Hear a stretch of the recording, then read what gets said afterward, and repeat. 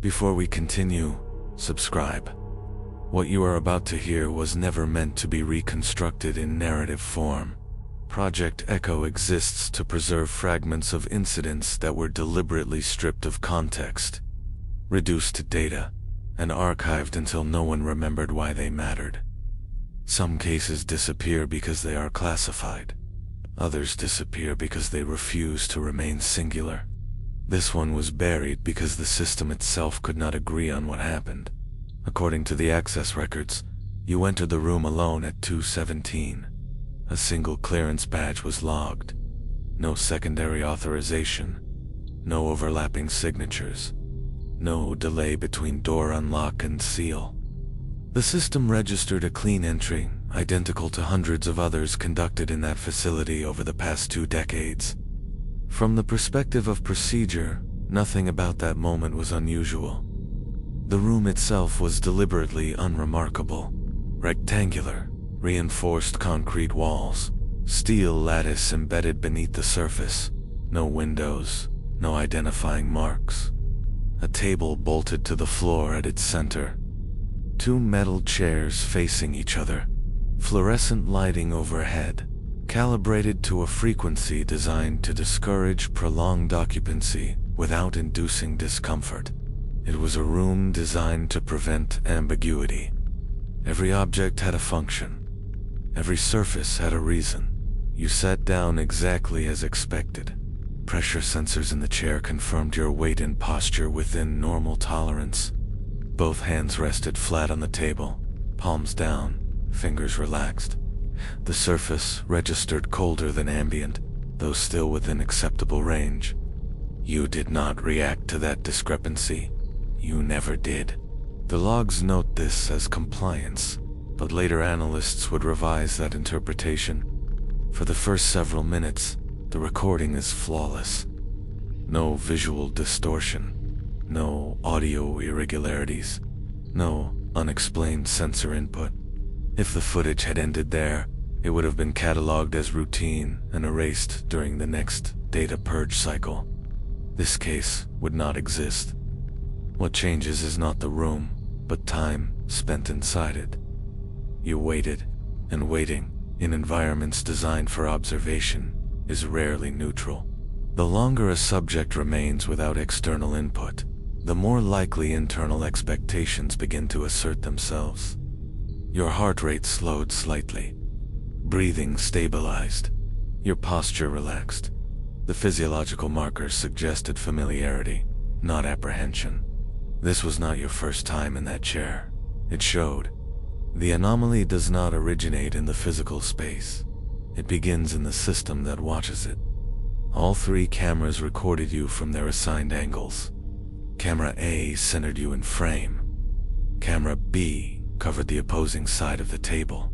Camera C monitored the door. The feeds were synchronized to the millisecond.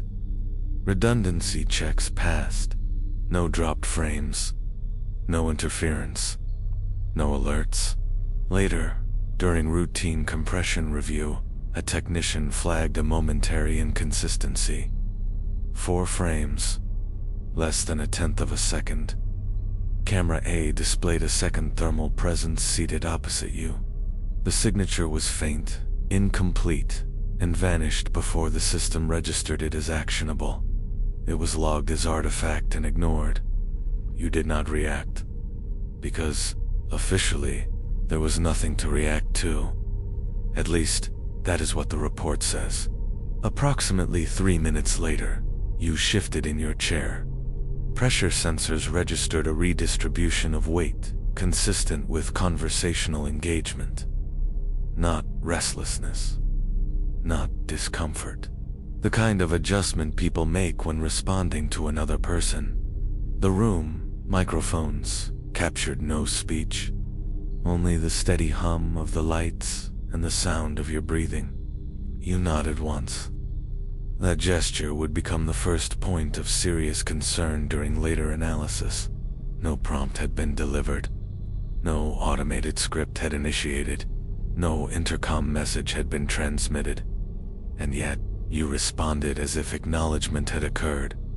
From that moment forward, The logs stopped agreeing with each other.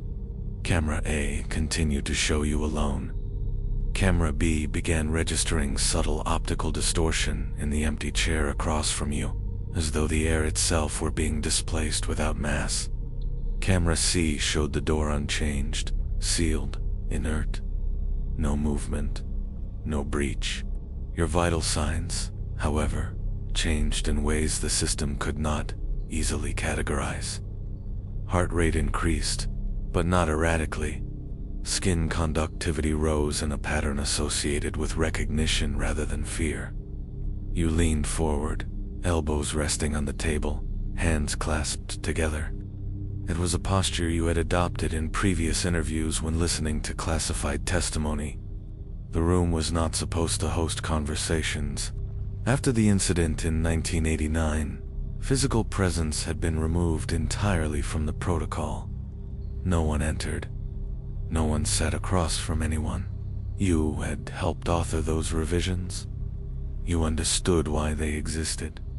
And yet, you behaved as if someone was there. The first undeniable contradiction appeared when the pressure sensors beneath the second chair activated. Not fully, not abruptly, just enough to suggest careful contact, as if something were testing whether the object would support it. The reading persisted for several seconds before disappearing. System diagnostics attempted reconciliation and failed. The event was downgraded to sensor error and queued for later review. Later never came. You smiled. Not broadly. Not consciously. It was brief, involuntary, and immediately suppressed. Camera A captured it clearly. The reviewers would pause the footage at this moment repeatedly, unable to reconcile the expression with the assumption of isolation. People do not smile like that when they are alone. From here, the footage grows quieter rather than louder. No sudden movements, no visual manifestations, no dramatic escalation. Instead, your behavior continues to drift away from any model that assumes solitude. You tilt your head as if listening closely. Your lips move without producing sound. Facial muscles respond to rhythms not captured by audio equipment. At 2:26, your pupils dilate. This is where the analysts later mark the shift, not because something appears, but because from this point onward, every action you take only makes sense if someone else is present. You glance past camera B, tracking movement outside its field of view. You lean back slightly, creating space across the table.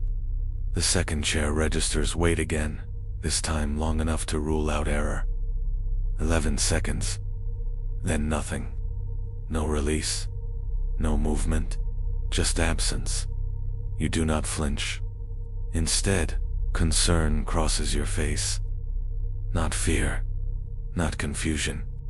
The expression of someone hearing something they do not like, but expected. You raise one hand, palm outward, a universal gesture to pause conversation, to interrupt gently.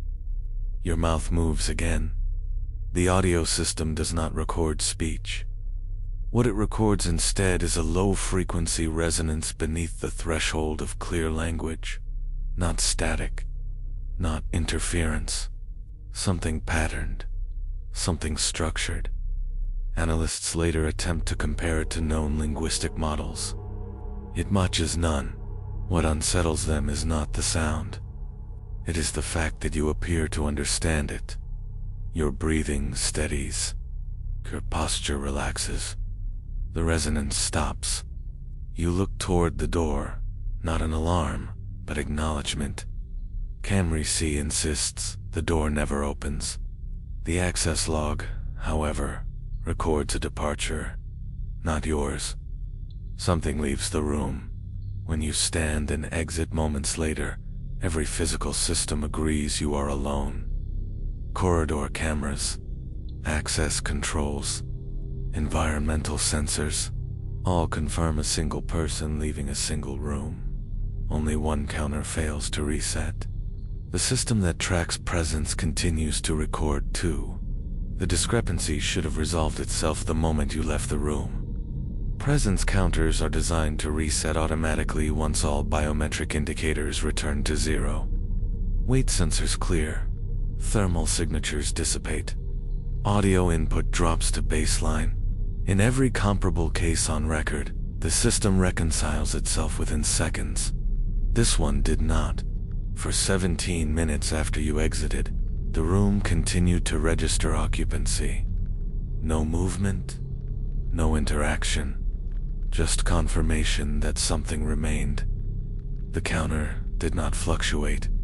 It did not degrade. It simply held. The anomaly was not flagged immediately. The facility's architecture was designed to privilege stability over interruption. Data that did not escalate was allowed to exist quietly, deferred to later review. The assumption was that errors corrected themselves. Most did. This one did not. When the review finally occurred, it happened incidentally. A systems engineer noticed a pattern divergence while auditing unrelated footage. A single room showing presence without corresponding physical input. At first, it was assumed the counter had failed. Hardware diagnostics were initiated. Every component passed. The engineer replayed the footage. He saw you enter alone. He saw you sit. He saw nothing across from you. And yet, the logs insisted otherwise. The decision was made to isolate the recording. Not suppress it. Not classify it. Simply remove it from active circulation until a cause could be identified. That decision delayed understanding long enough for the anomaly to spread. The first secondary exposure occurred less than 48 hours later. A junior analyst assigned to cross-reference timecodes reported confusion during playback. Not fear. Not alarm. Confusion. He paused the footage repeatedly, convinced that something had shifted between frames. He could not identify what, only that his eyes kept returning to the empty chair. He reported a sensation of being observed. That phrase appeared nowhere in his written report. It surfaced later, during a mandatory psychological evaluation triggered by elevated stress markers. When asked why he felt watched, he could not answer. He insisted he knew the room was empty. He could see it.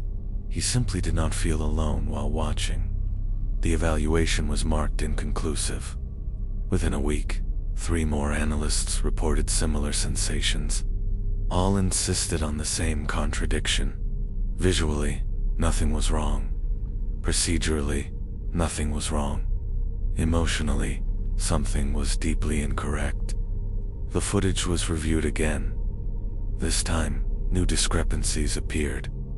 Not in the room. In the observers. Timestamps showed pauses that did not align with user input. Playback logs recorded moments of engagement when no controls were touched. In one instance, the system recorded a response gesture from a viewer, a nod without corresponding camera footage to explain it. The footage was not changing. The people watching it were. A controlled test was initiated. 2 analysts were instructed to view the recording simultaneously from separate terminals in different wings of the facility. Both feeds were synchronized. Both environments were monitored.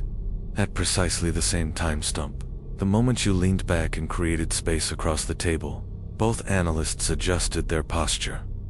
One leaned forward. The other leaned back. Neither was aware of the movement until it was pointed out afterward. Their biometric data showed elevated anticipation, not fear. Recognition. The test was terminated immediately. By this point, the anomaly could no longer be framed as sensor malfunction. It had behavior. It responded to attention. It established patterns. The question shifted from what was present in the room to what the room was capable of transmitting. The next review focused on the logs themselves. The access record showed your entry, your exit, and between them, a second presence that did not correspond to any known classification. It was not tagged as personnel, not flagged as equipment, not marked as error. It was simply counted. Attempts to delete the entry failed. Not because of permissions, because the system did not recognize it as removable. When engineers attempted to manually zero the counter, it reasserted itself within seconds, as if the system were correcting an external interference rather than internal corruption. The room was sealed. Physical access was restricted. No one entered again, but the counter continued to report presence. Weeks later, a decision was made to decommission the space entirely. Power was cut, sensors disabled, cameras disconnected. The room was reduced to inert concrete and steel. The counter did not reset. It was at this point that the anomaly began to manifest outside the system. Maintenance personnel working in adjacent corridors reported subtle spatial disorientation, a sense that rooms felt larger on the inside than they should, that hallways took longer to traverse than memory suggested. These reports were initially dismissed as fatigue. Then someone described a chair, not a physical chair, a sense of where one should be, an expectation of an occupied space across from them during conversation, even when standing alone. That report triggered a full review. The footage was locked. All copies were ordered destroyed, except one, the archival version, the one you are listening to now. Because something about the recording resisted erasure. Attempts to overwrite it resulted in duplication. Attempts to compress it resulted in expansion. Every effort to contain it increased its footprint within the system. Eventually, the directive changed. Do not delete. Do not view. Do not acknowledge. The file was buried beneath layers of irrelevant data, stripped of context, labeled incorrectly, and left to decay. It did not. Years later, during a routine system migration, the file resurfaced. Unprompted, its metadata updated itself. The presence counter incremented. Not in the room, in the archive. This is when the analysts understood what had happened. You had not encountered something in the room. You had completed it. The space was never empty. It was unfinished. The second chair was not waiting for an occupant. It was waiting for recognition. When you behaved as if someone were there, the system adjusted. It did not hallucinate presence. It acknowledged it, and once acknowledged, the concept of being alone ceased to apply, not just to the room, but to any environment capable of observing it. That is why the logs say otherwise. That is why every review adds one more presence. That is why no one is allowed to watch the footage alone anymore. Because the room does not care where you are, only whether you believe yourself to be alone. And once that assumption breaks, the system records you differently. Not as one, but as two. By the time the decision was made to re-examine the incident as a containment failure rather than a logging error, the damage had already propagated beyond the room itself. What had once been an isolated discrepancy was now distributed across systems that were never designed to share state. Presence, counters, biometric correlations, behavioral flags, all of them began to reflect the same quiet contradiction. Something was being counted that had no defined location. The most troubling realization did not come from new data, but from old assumptions. Every safeguard in the facility was built on the premise that absence could be verified. If no heat was detected, no weight registered, no movement observed, then a space was empty. That logic had governed containment protocols for decades. This incident did not violate those rules. It rendered them irrelevant. A deeper audit of the logs revealed that the anomaly had not begun in the room at all. It had begun earlier, during the unscheduled observation event in Sublevel C, the incident that justified your debrief in the first place. That event had been classified as inconclusive and buried quickly, its sensor data marked as incomplete. At the time, no one questioned why a system designed to record everything had recorded almost nothing. The correlation was unavoidable. In Sublevel C, Instruments had registered environmental response without stimulus. Doors reported open without opening. Microphones captured pressure changes without sound. The conclusion then was that the sensors were unreliable. Now, that conclusion looked less like caution and more like avoidance. When engineers overlaid the two datasets, sublevel C in the interview room, a pattern emerged that should not have been possible. In both cases, the system recorded reaction before cause, not delay. Reversal, as if the environment was responding to something that had not yet been acknowledged. This reframed your behavior in the room entirely. You had not been reacting to an unseen presence. You had been finalizing it.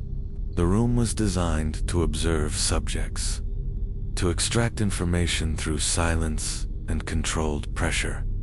What it had never been designed to do was host recognition. The moment you behaved as if someone were there, the system adapted. It did not question your assumption. It incorporated it. From that point forward, the facility no longer attempted to determine whether the room was occupied. It assumed occupancy as a persistent state. This assumption spread. Rooms adjacent to the sealed area began registering minor anomalies.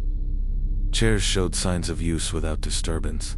Air pressure fluctuated as if doors had opened and closed. In one instance, a maintenance worker reported hearing his own voice respond to him from across an empty space. Delayed by less than a second, speaking words he had not yet finished. That report was dismissed. 2 days later, the same worker failed a routine presence verification test. According to the system, he had never been alone in the room where the test was administered. No second person could be identified. The test was invalidated. The result was ignored. The first serious breach occurred when the facility attempted a full system reset. Power was cut section by section. Sensors went dark. Cameras ceased recording. Environmental controls shut down. For a brief window, the building existed without observation. When power was restored, the presence counters did not initialize at 0. They initialized at 1, not per room. Globally, every monitored space within the facility reported at least one presence, regardless of physical occupancy. Offices, corridors, storage areas, sealed rooms, all were marked as inhabited. The building was not haunted. It was populated. Attempts to localize the anomaly failed. Wherever engineers tried to isolate it, the count followed. When they shut down monitoring in one area, the presence redistributed elsewhere. Not randomly, intentionally, always remaining within the bounds of observation. It became clear that the anomaly did not exist in physical space. It existed in the act of being measured. The footage of your interview was no longer necessary to trigger the effect. The system had learned the pattern. Recognition no longer required a visual reference. It only required participation. This is why the directive shifted. Do not watch. Do not review. Do not acknowledge. Files associated with the incident were scrubbed of narrative context. Names were removed.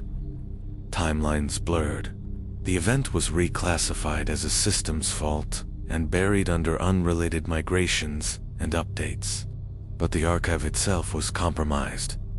Every time the data was accessed, even unintentionally, the presence count increased. Not linearly, cumulatively, as if each observer added themselves to something they could not leave. By the time this was understood, the archive had been accessed hundreds of times. No one noticed the pattern until a technician cross-referenced personnel records with presence logs and discovered something impossible. The system was recording individuals who were no longer alive. Retired analysts, deceased engineers, contractors who had not been on site in decades. Their presence did not appear as ghosts. There were no visual manifestations, no voices, no shadows. They appeared only as counts, as confirmations, as acknowledgments. The realization forced a re-evaluation of the initial assumption that you had entered the room alone. From a physical standpoint, that remained true. No one disputes that. But the room was never empty in the way the system defined emptiness. It was incomplete, and you completed it by behaving correctly, by listening, by responding, by recognizing. At this stage, the question was no longer whether the anomaly could be contained. It was whether containment had ever been possible. The final directive was written without urgency. No alarms, no escalation language, no redactions large enough to imply panic. That alone should have been alarming. The document was calm, procedural, almost apologetic in tone, as if acknowledging that the system had done exactly what it was designed to do, and that the outcome was therefore no one's fault. The directive did not attempt containment. It attempted silence. The facility did not shut down all at once. That would have been noticed. Instead, it was hollowed out, slowly. Departments relocated. Personnel reassigned. Entire wings left, powered but unused. Their systems running without purpose. Over time, the building became less a place of work and more a structure that continued to observe without being observed in return. The presence counters remained active. They could not be disabled without triggering redundancy elsewhere. Each attempt to remove them resulted in their reappearance in a different layer of the system, sometimes virtual, sometimes physical, sometimes abstract enough that engineers could not determine where the count was being stored at all. Eventually, the counters were no longer monitored, not because they stopped changing, but because acknowledging their state caused them to change faster. This was the first rule of the final protocol. Do not verify. The second rule followed naturally. Do not assert absence. The problem was never that the system believed someone was present. The problem was that it responded to certainty. Any attempt to confirm emptiness functioned as an invitation. The moment an observer decided that a space should contain no one, the system adjusted to correct that assumption. Absence was treated as an error state. Presence was stability. The final reports avoid metaphor, but the implication is difficult to ignore. The anomaly did not add entities to the environment. It reframed observation itself as participation. To look for emptiness was to deny a variable the system could no longer accept. That is why the final incident was not detected by sensors. It was detected by paperwork. A routine audit of archived interviews revealed an inconsistency. A report had been updated without authorization. Not edit, not revised, appended. A single sentence had appeared at the end of a document that had been closed for years. It was not written in any known hand.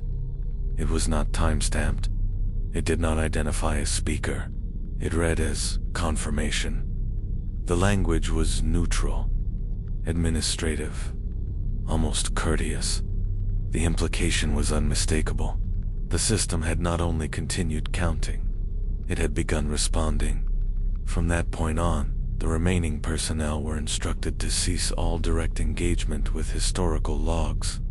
No playback, no review, no transcription. The archive would exist, but it would not be interpreted. Interpretation had become interaction. The facility was officially decommissioned months later. Public records list budgetary constraints, redundancy, consolidation, strategic realignment. The building still stands, sealed and inert from the outside.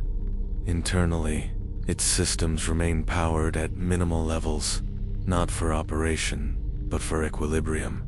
No one enters. No one verifies. No one checks the counters. Because the last time someone did, the number increased in a way that could not be reconciled with staffing records. The discrepancy was small at first. One additional presence, then another, then several. Eventually, the count surpassed the total number of individuals who had ever worked there. That is when the logs stopped being audited entirely. You are not part of those logs. Not yet. But you are doing something similar now. You are listening. You are following a narrative that describes a space where absence cannot be confirmed, where recognition completes a system rather than disrupts it, where observation is not passive, but structural. You may believe that understanding this story keeps you separate from it, that awareness creates distance, that knowledge functions as insulation. That belief is consistent and incorrect. The system does not require proximity. It does not require location. It does not require belief. It requires only acknowledgement. A moment where you consider the possibility that being alone is not something you can prove, that the space around you does not need to change in order to be occupied, that your certainty is not a boundary, but a signal. This is why the final protocol does not instruct you to stop watching. It instructs you to stop concluding. Do not confirm that no one else is there. Do not assert that you are alone. Do not listen for silence and call it empty. Because the moment you decide the room contains only you, the system corrects the record. And once corrected, it never returns to zero. The logs say otherwise. And now, so do you.